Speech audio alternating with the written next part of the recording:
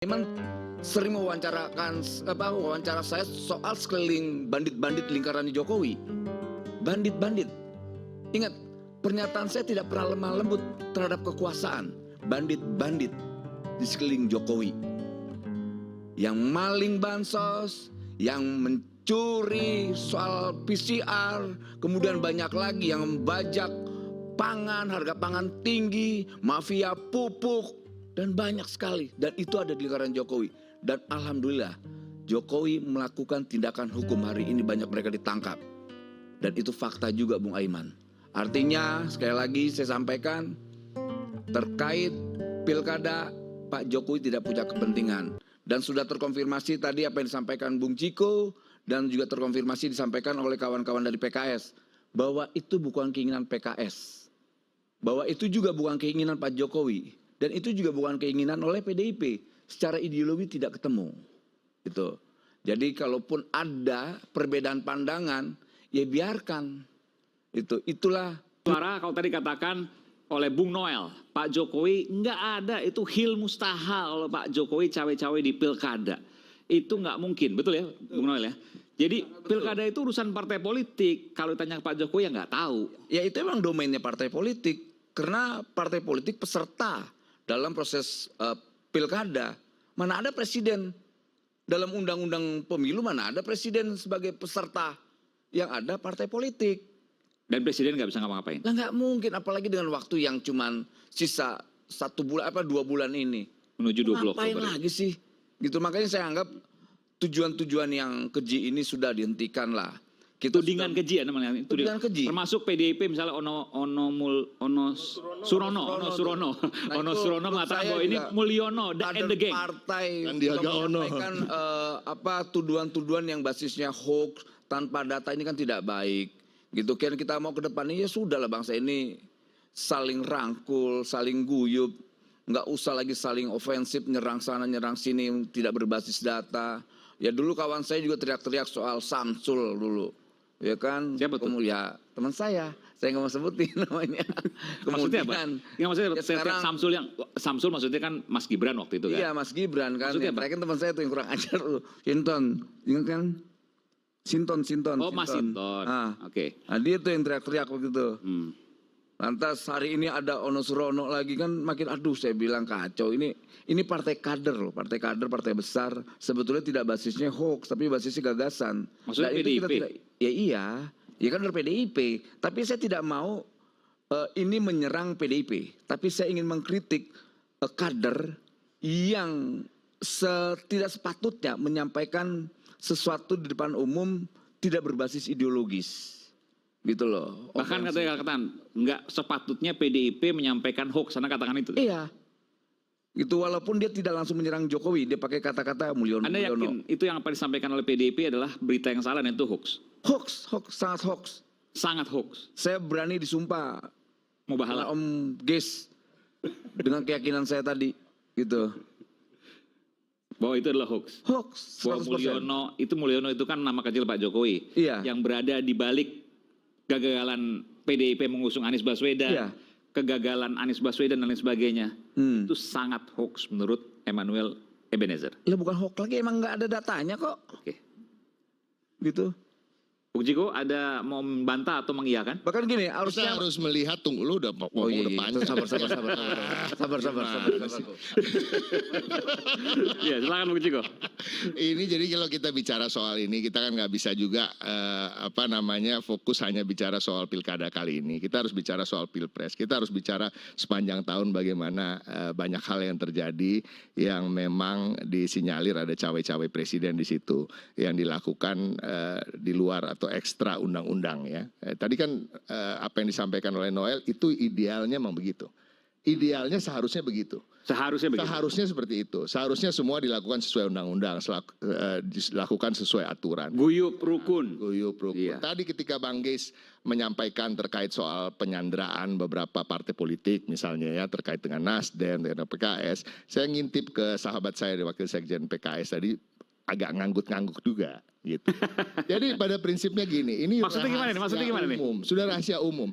Ini sorry Noel ya, ini jangan berbicara di mana masyarakat itu nonton terus ngenyek. gitu. Ini orang ngoceh apa sih gitu loh. Ngeliat lo tadi yang nonton nih anak-anak muda begitu. Kalau nggak begitu mereka kemarin nggak turun ke jalan.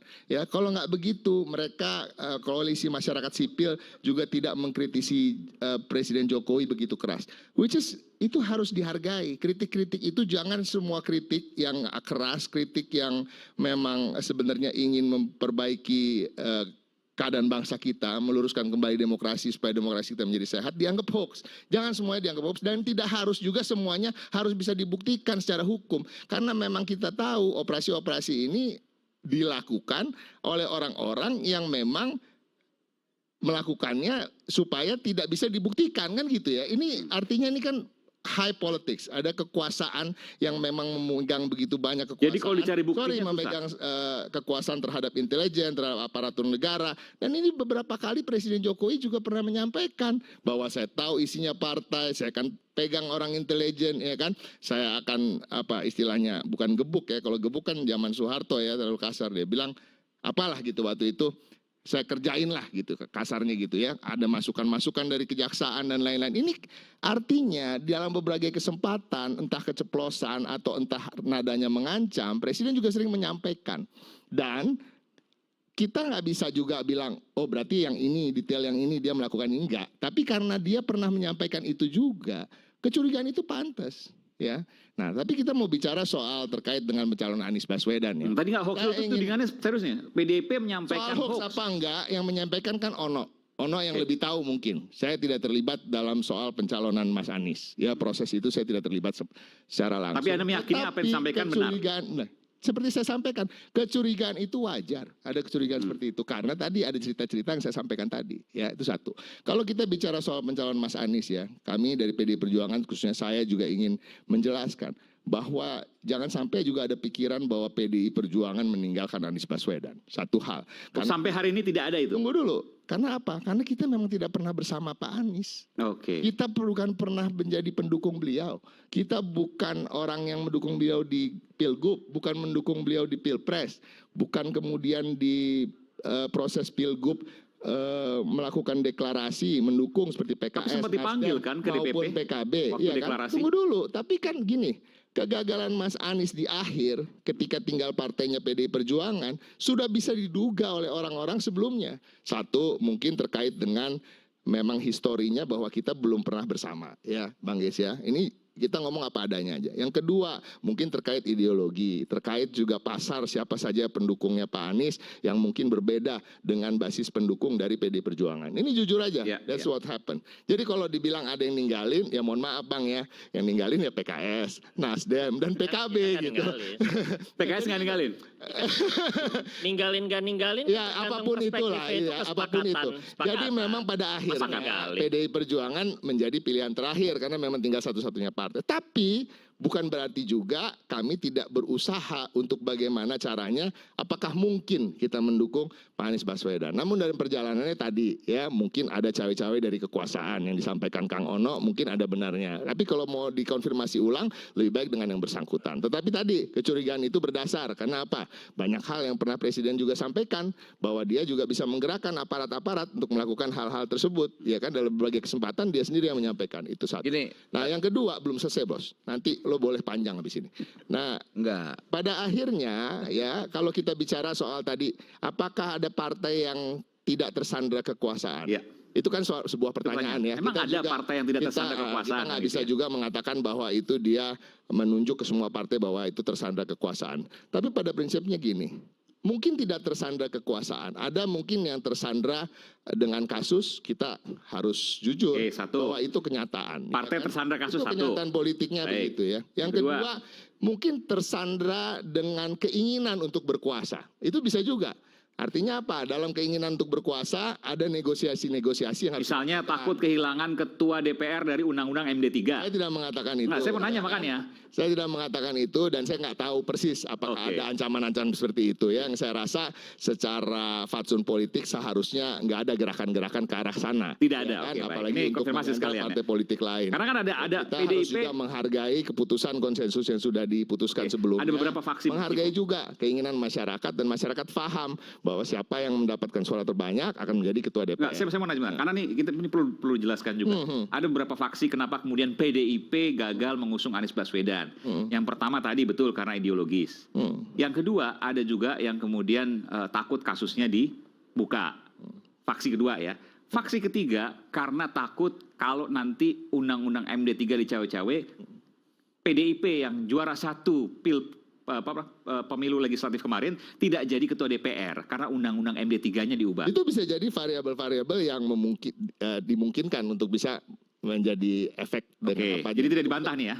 Bisa saja. Saya tidak bisa mengatakan tidak, bisa saja ya kan. Tapi kan hitungan-hitungan itu panjang. Kalau dalam politik itu banyak sekali perhitungan-perhitungan. Ya, tapi kalau kita bicara soal pencalonan, kita selalu mengutamakan bagaimana kader untuk maju. Ini juga yang harus dibicarakan, ya kan? Jadi jangan juga punya kecurigaan yang berlebih terhadap PDI Perjuangan karena putusan MK ini membuat senang kita pengurus, khususnya Ibu Megawati Soekarno Putri yang sudah track recordnya jelas terbukti dalam beberapa pilkada, dalam beberapa pemilu sebelum ini selalu mengutamakan kader, bahkan kader-kader yang surveinya rendah seperti Ganjar Pranowo ketika memenangkan pilkada di Jawa Tengah, surveinya itu di awal 8%. Periode pertama ya? Periode pertama, ya kan? Kang TB Hasanuddin yang surveinya sangat rendah, walaupun akhirnya kalah gitu. Tapi kan buat Ibu dan buat kami di PDI Perjuangan sebagai partai kader, begitu juga mungkin PKS ya. Artinya apa? Kita ini udah mempersiapkan kader sekian lama untuk bisa duduk di jabatan-jabatan strategis di pemerintahan, baik itu yang dipilih ataupun yang ditunjuk, ya kan? Artinya ini antriannya aja di internal udah panjang, Bos. Jadi nggak masalah kalau kadang-kadang tadi, kalaupun kita mencoba mengusung Pak Anies gitu. Tapi kembali lagi, antrian di internal itu pun udah panjang. Baik. Jadi bagaimana caranya, ya akhirnya kita ketemu rumusnya, ya lebih baik mengusung kader. Oke. Tadi sebetulnya apa yang disampaikan Jangan menyampaikan Bung apa yang Ciko, gampang dikenyek gitu kan. Ya, tadi apa yang disampaikan Ciko sebenarnya sudah terkonfirmasi soal terkait Anies. Pertama, PDIP secara ideologi tidak ketemu. Kedua, dia bukan kader. Ketiga, PDIP tidak pernah bersama dengan. Keempat, ada kemungkinan cawe-cawe. Ada. Kecurigaan itu harus terdilat. Nah, artinya Udah ditambahin tuh. sudah terkonfirmasi bahwa terkait yang namanya Mulyono itu tidak ada. Kan sudah dijawab langsung sama Ciko. Nah, itu memang ada persoalan-persoalan irisan ideologis secara historis. Kenapa PDIP tidak mengambil keputusan itu? Jangan lagi dikambing hitamkan Pak Jokowi dong. Gitu loh. Sedikit-sedikit Pak Jokowi, sedikit Pak Jokowi. Jangan-jangan nanti Ciko sakit perut, Pak Jokowi lagi disalahin. Karena sebenarnya nggak sedikit-sedikit, Gitu. Pak Jokowinya banyak. Mana gitu loh. Ini kan semua diuntungkan dengan keputusan MK. Saya ini kan pendukung Anies juga. Gitu. Mas Ges pendukung Anies, PKS pendukung Anies. Nah, sebetulnya PDIP yang kemarin sudah sedikit, saya lihat sudah cukup bagus ya, sudah mulai berani. Anies ini kan produk haram yang nggak bisa diterima oleh komunitas PDIP. Nah, itu nggak bisa. Justru Nah, itu enggak. Ini sejarah enggak. Tidak sepenuhnya benar, karena benar. Tapi faktanya itu, kan tadi sudah disampaikan sama. Tunggu dulu. Karena nggak mungkin bisa diterima oleh PDIP. Nggak mungkin. Itu juga disampaikan oleh Tadi Bang. udah disampaikan secara ideologis nggak ketemu. Sesuatu dalam proporsinya. Secara ideologis nggak ketemu. Satu dulu. Gitu. Saya Itu sudah bilang, terjawab. saya katakan bahwa satu, ya. Ada hitungan-hitungan ideologis. Saya tidak mengatakan tidak ketemu secara ideologis. Kalau kita melihat seorang pribadi, Tadi sudah Anies disampaikan Baswedan, oleh ya kan Bung kita Ciko. bicara Secara ideologi nggak basis ketemu. pendukung. Dia Basis bukan pendukung. kader. Gini ya, Kemudian kayak kita nggak pernah ngedukung bicarakan dia. oleh basis pendukung. Kan itu kalau artinya udah dibilang benar bahwa dong. Pak Anies Nggak ada adakah terkaitnya dengan suara-suara dari Jokowi. bawah harus bawa PDI Perjuangan untuk mengusung Pak Anies? Ada. Tadi ada buktinya, itu ada hitam atas putihnya bahwa DPD betul PDIP Jakarta, PDI Perjuangan Jakarta ingin salah satunya mengusung nama Pak Anies. Jadi ada beberapa Tapi mayoritas nama kan itu, belum tentu. akan 5 nama, ya kan, disimulasi ada yang sebagai cagup, ada yang sebagai cawagup.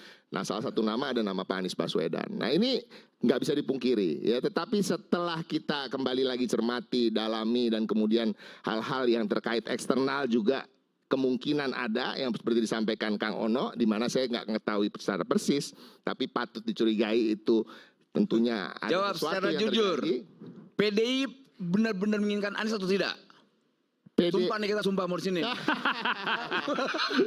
PDI Perjuangan itu bukan partai sumpah-sumpahan. Jadi pada prinsipnya gini, Ikutin Bung Gis. kita mempertimbangkan dan memang ada proses-proses yang sudah dilalui Oke, oleh Pak Anies, baik. dan Bang Anies itu tahu Ya lah intinya bahwa proses-proses itu. tidak ada lah Pak Erick kemudian kesimpulannya tidak Artinya jadi. bukan Presiden Jokowi. Jokowi tidak intervensi persoalan itu. Itu persoalan internalnya PDIP. Lo pasti satu hal, ya tuh, pasti artinya pada tidak, akhirnya pada akhirnya pasti keputusan itu adalah keputusan partai dan keputusan Ibu Megawati Soekarno Putri. Nah, Dan itu. ada satu hal lagi, kalaupun memang ada cawe-cawe itu dan memang ada sebenarnya, saya nggak bisa Berapa sampaikan persen? di sini. Berapa persen bisa Memang ada cawe-cawe dari kepala Bu Mega. Bu Mega ini orang prinsipil. Bu Mega ini orang prinsipil. Obligasi gue untuk menjawab pertanyaan lu tuh nggak ada. Memang ada Aiman. memang ada cawe-cawe Tapi tadi jawab dikatakan. dong, fair Nggak juga dong. penting pertanyaan lo. Ya, penting. Bentar, Ini bentar. pertanggungjawaban Nggak, publik. bentar. Ini pertanggungjawaban publik kok. Nggak, saya tanya. Jawab kok, nggak bisa kok. Ini nggak tanggung jawab Memang penting. ada cawe-cawe Anda katakan Bisa tadi. dong. Bang Aiman. Kalaupun ada Bentar. cawe-cawe itu, ya ini satu ya. Saya nggak bilang nggak ada dari awal. Ini jangan diulang-ulang lagi. Bahwa ada cawe-cawe betul. Berapa persen itu saya nggak tahu persisnya berapa persen. Ya, tapi kan tadi pertimbangannya banyak. Bukan hanya soal cawe-cawe. Tapi saya bisa pastikan keputusan akhir tidak mungkin efeknya adalah dari cawe-cawe. Karena kita tahu bagaimana Ibu Megawati Soekarno Nah, Putri, itu. ya kan gitu. Bahwa cawe-cawe itu ada, iya. Tapi keputusan akhir ada di Bu Mega. Nah, itu akan terjadi mungkin 1, 2, 3 kali lagi. Tapi ada 545 pilkada. Maksudnya gimana? Ada beberapa kali lagi yang bisa terjadi. Ya, bisa saja Anda meyakini terjadi. itu? Bisa saja terjadi. Saya nggak meyakini. Ini kita nggak bisa bicara soal yakin apa enggak. Memperkirakan. Kecurigaan itu Oke. ada dasarnya, Aiman. Itu yang saya ingin sampaikan. Dan itu Anda mau menilai bahwa itu sulit untuk tidak mengatakan terkait dengan kekuasaan. Apakah itu langsung perintah dari Presiden Joko Widodo? Belum tentu. Ini Bupati Bisa Batubara ya? jadi adalah bagian-bagian, tunggu dulu, bagian-bagian dari aparat di sekelilingnya yang ingin menjilat, yang ingin terasa lebih hebat daripada pendukung yang lain. Ini bisa terjadi. Noel ngangguk-ngangguk di sini. Jelas ya kan, itu bisa terjadi, betul nggak Noel?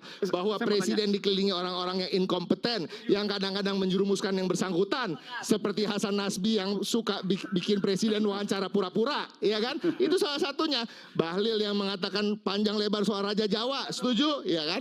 Nah artinya Pakai memang mic dong. kadang-kadang bukan langsung dari presiden itu sendiri, nggak? tapi orang-orang sekelilingnya Setuju yang dong. menjerumuskan dia dengan cara-cara seperti itu, Sepakat. cara-cara melakukan operasi-operasi. Tapi bisa juga presiden ada perintah juga dikit. Kalau itu tidak sepakat. Tapi jadi pada prinsipnya gini, ini semua tidak bisa dibuktikan ya A dengan A dan lain-lain secara detail. Tapi pada prinsipnya kita semua merasakan itu. Nah, kita berharap di kepemimpinan yang tinggal sebentar lagi ada harapan baru setelah presiden yang baru akan dilantik. Tetapi ada pilkada yang kadang kita songsong dan mudah-mudahan pilihan dan yang diusung oleh PDI Perjuangan didukung oleh kalian semua. Setuju? Tepuk tangan semuanya. Ya, Kampanye. Oke, silakan Bung Noel. Terima kasih buat sahabat saya. Oke. Yang tadi marah-marah dia. Tadi setuju Kali terus saya gimana tuh? tegaskan, Jadi apa yang setuju nggak jelasin nggak semuanya dengar lengkap soalnya. Apa yang setuju, apa yang tidak setuju. Apa yang setuju disampaikan bahwa apa yang disampaikan Ciko itu betul. yang mana yang betul Banyak kan nggak semua orang-orang dengar. hari ini mendadak merasa paling hebat, mencari muka di mata presiden, kemudian coba ingin menjerumuskan presiden, itu fakta. Dan saya katakan itu benar. Karena saya melihat dan merasakan langsung, karena saya bagian dari lingkaran itu. Persis apa yang Bung Silver rasakan juga, bahwa presiden tidak punya kepentingan terhadap proses pilkada. Karena dia bukan partai penguasa hari ini. Tapi orang-orang sekelilingnya yang mungkin saja berbuat demikian sehingga apa yang kita lihat hari ini menyimpulkan bahwa ini jangan-jangan kekuasaan. Kekuasaan itu belum tentu Pak Jokowi yang Loh, mengatakan iya itu. dong, rezim. Tapi orang-orang sekelilingnya ingin menjilat. Sekelilingnya, benar, ingin menjilat udah pasti. Kalau itu dari pertama ketika saya mendukung Jokowi, saya selalu mengingatkan Pak Jokowi, ingat sekeliling Bapak itu banyak serigala politik berbulu domba.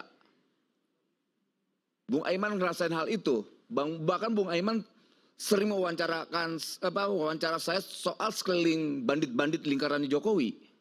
Bandit-bandit. Ingat, pernyataan saya tidak pernah lemah lembut terhadap kekuasaan. Bandit-bandit di sekeliling Jokowi.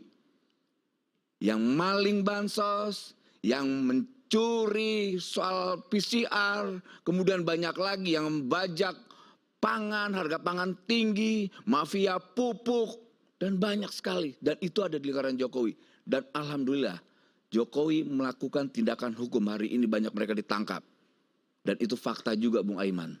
Artinya sekali lagi saya sampaikan terkait pilkada Pak Jokowi tidak punya kepentingan. Dan sudah terkonfirmasi tadi apa yang disampaikan Bung Ciko dan juga terkonfirmasi disampaikan oleh kawan-kawan dari PKS. Bahwa itu bukan keinginan PKS. Bahwa itu juga bukan keinginan Pak Jokowi. Dan itu juga bukan keinginan oleh PDIP. Secara ideologi tidak ketemu. Gitu. Jadi kalaupun ada perbedaan pandangan, ya biarkan. Itulah prinsip dari